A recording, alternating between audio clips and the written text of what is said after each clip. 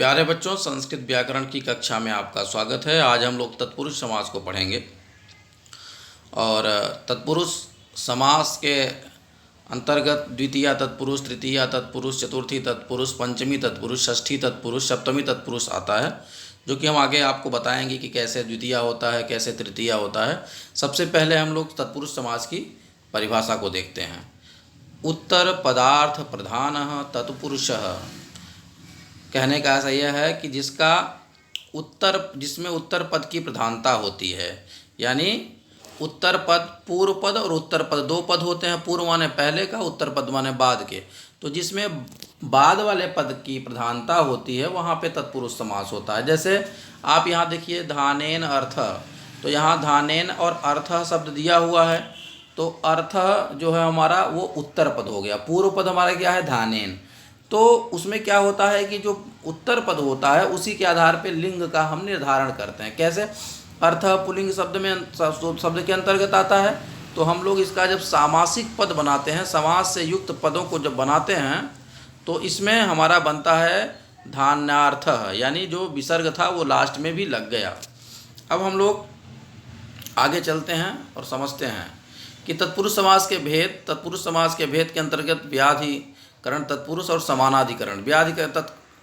समानाधिकरण तत्पुरुष में समानता होती है। व्याधिकरण तत्पुरुष में क्या होता है कि विधन अधिकरण, व्याधिकरण, पूर्व पद में जो विभक्तियां लगी होती हैं। हमने बताया था अभी आपको पहले कि पूर्व पद में जैसे धनेन हीन, धन से हीन, तो जैसे धनेन शब्द पहले आया तो पूर्व पद में विभक्ति कौन सी लगी है, तृतीया।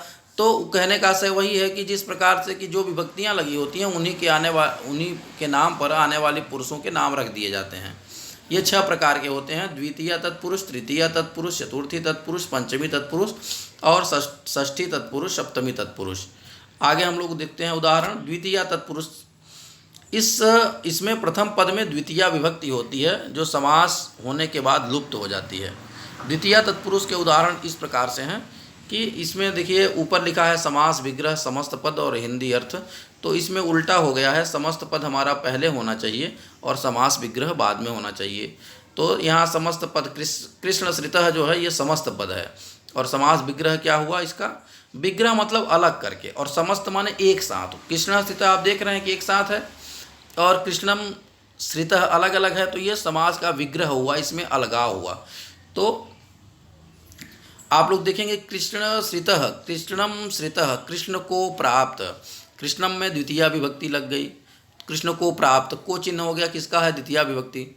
दुखातीतः, अब इसका हम जब समास विग्रह करेंगे तो दुखम अतीतः, यानी दुख को पार कर गया हुआ। कूप पतितः, कूपम पतितः, कुएं में गिरा हुआ। जीवन प्राप्त, जीवनम प्राप्त, जीवन को प्राप्त। सुखापन्न, सुखम आपन्न, सुख को पाया हुआ। तो आप लोग ये देखेंगे कि इसमें जो उत्तर पद है हमारा, पूर्व पद क्या है कृष्ण और उत्तर पद क्या है श्रितः। तो उत्तर पद के अनुसार ही विभक्ति जो हमारा वो लिंग निर्धारण होगा, उत्तर पद के अनुसार होगा। जैसे कृष्ण श्रितः है, तो यहाँ पे आप देखिए कृष्ण श्रितः हो गया, कृष्णम श्रितम नहीं हुआ, कृष्ण श्रितः हुआ, क्योंकि उत्तर पद की यहाँ प्रधानता है। अभी मैंने आपको परिभाषा में बताया कि उत्तर पदार्थ प्रधान तत्पुरुषः। तो दुखम अतीतः, अतीतः यहाँ है दुख, तो हमने यहाँ पे दुखम अतीतम नहीं किया, दुखातीतः, यानी पीछे वाला जो पद है हमारा, पूर्व पद के बाद जो उत्तर पद है उसके आधार पे हमको ये सामासिक पद बन जाता है, समस्त पद बनता है।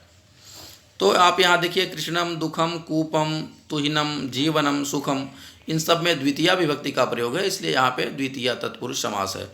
समास विग्रह करते समय हम ये देखते हैं कि हम देखें जिसे दुखातीतः लिखा है, तो हम अर्थ हिंदी निकालेंगे इसका कि दुख को पार गया, यानी दुखम अतीतः। कूपम, कूप पतितः, तो इसमें क्या होगा, कुएं में गिरा हुआ, तो कूपम पतितः। ठीक है, इस प्रकार से यहाँ पे द्वितीय विभक्ति का प्रयोग है। अब हम लोग तृतीय तत्पुरुष देखेंगे। इसमें भी जो पहला पद होता है उसमें तृतीय विभक्ति का प्रयोग होता है। तो इसमें समास समस्त पद है व्यास कृतम, तो व्यास कृतम मतलब व्यास के द्वारा किया गया। तो व्यासेन रामेण तृतीया बनता है ना, तो उसी प्रकार से व्यासेन कृतम, व्यास के द्वारा किया गया। अब धान्यार्थ, धान्येन अर्थ, अन्न से मतलब, जिसका अन्न से मतलब हो। वाणवेध, बाणवेध, वाणेन वेध, बाण से बेधा हुआ। से आपने दानार्थ, दानेन अर्थ, दान से प्रयोजन।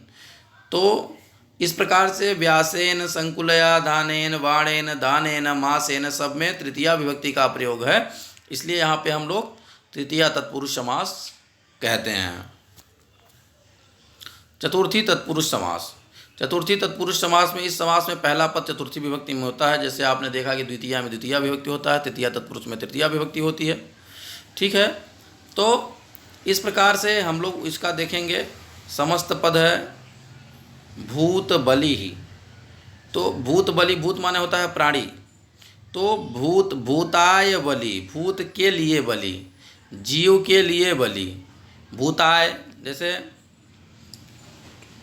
गो हितम, गवे हितम, तो गो का जो गो रूप चलता है वो चतुर्थी विभक्ति में गवे शब्द बनता है।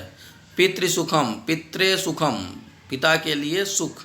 तो आप देखें कि इसमें शब्दों को जो हम अलग अलग करते हैं तो चतुर्थी विभक्ति में बना। जैसे यूपायु, रंधनाय, भूताय, गवे, पित्रे, गवे। तो इस प्रकार से इसमें चतुर्थी विभक्ति है, इसलिए यहाँ पे चतुर्थी विभक्ति हो गई। कहने का ऐसा यह है कि हम जब समास विग्रह करेंगे तो पहले हिंदी पद को हम समझेंगे कि क्या बन रहा है और उसके हिसाब से उसमें विभक्तियाँ हम लगा देते हैं। अब इसमें पंचमी तत्पुरुष समास में क्या होता है? पंचमी भयन भयार्थक शब्दों के युग में पंचम्यंत शब्दों का समास होने पर पंचमी तत्पुरुष होता है।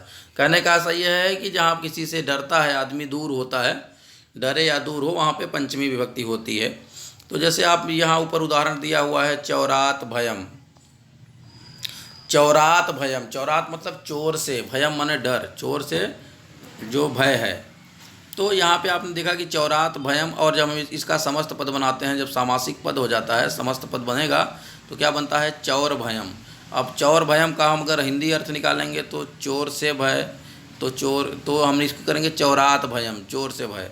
तो यहाँ हम लोग उदाहरण भी देखते हैं कि प्रेत भीति, प्रेत भीति, भीति माने डर होता है, तो प्रेतात भीति, प्रेत से भय, प्रेत से डर।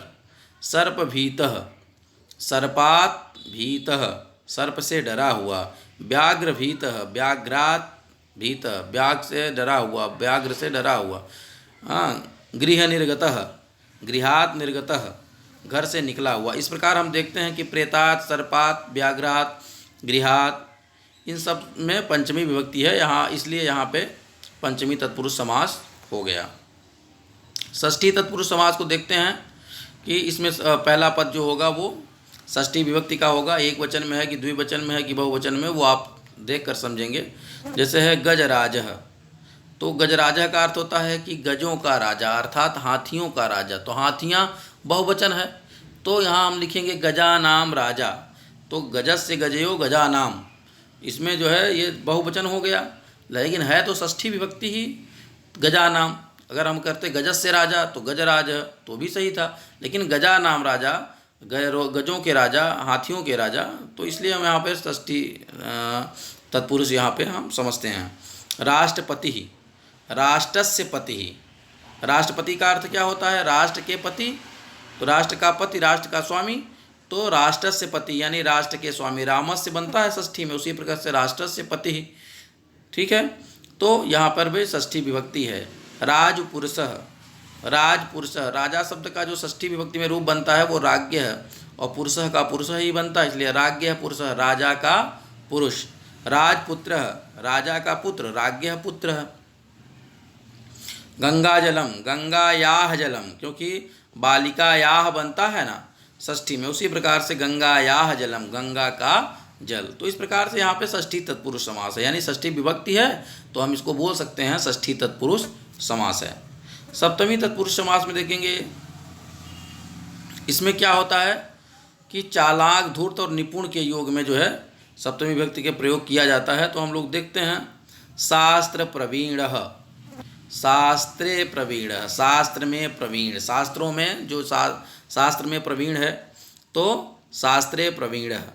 तो यहाँ पे देखिए आप, सभा पंडितः, सभायाम पंडितः, सभा शब्द का बालिकायाम की तरह बनेगा, बालिकायाम बनता है सप्तमी में, तो सभायाम बन गया है आपका, सभा पंडितः सभायाम पंडितः। प्रेम धूर्तः, प्रेमिड धूर्तः, प्रेम में धूर्त, का कर्म कुशलः, कर्मणि कुशलः, यानी जो कर्म शब्द का रूप बनता है वो सप्तमी में एक वचन में कर्मणि बनता है, उसका प्रेम का प्रेमिड बनता है, प्रेमणि बनता है। इस प्रकार से आप देखिए कि अक्षय सुशास्त्रे सभायाम प्रेमिण कर्मणि, इन सब में सप्तमी विभक्ति का प्रयोग किया गया है, इसलिए हम लोग सप्तमी तत्पुरुष समास कहेंगे।